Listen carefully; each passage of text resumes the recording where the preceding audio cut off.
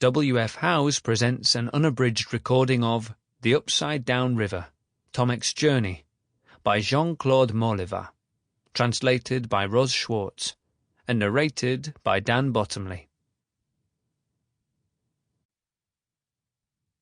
Prologue. This story takes place at a time before modern comforts had been invented. There were no video games, cars with airbags, or supermarkets. People didn't even have mobile phones. But there were rainbows after a shower, apricot jam with almonds, impulsive midnight dips, all the things we still enjoy nowadays. Sadly, there was also heartbreak and hay fever, against which no effective remedy has yet been found. In other words, this all took place long ago. Chapter 1. Birds of Passage. Tomek's grocery was the last house in the village. It was a tiny, simple little shop with a sign above the window saying "Grocer" in blue letters. When you pushed open the door, a little bell gave a cheerful ding-ding, and Tomek would be standing behind the counter in his grey overalls, smiling. He was quite tall for a boy of his age, and rather bony, and he had a far-away look in his eyes.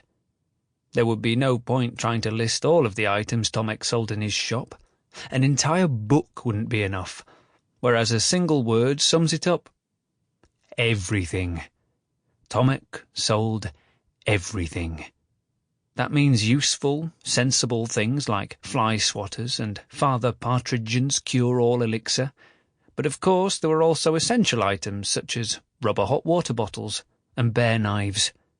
Since Tomek lived in his shop, or rather in the back room of his shop, he never closed.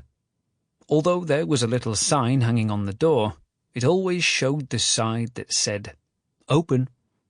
That didn't mean there was a continuous stream of customers.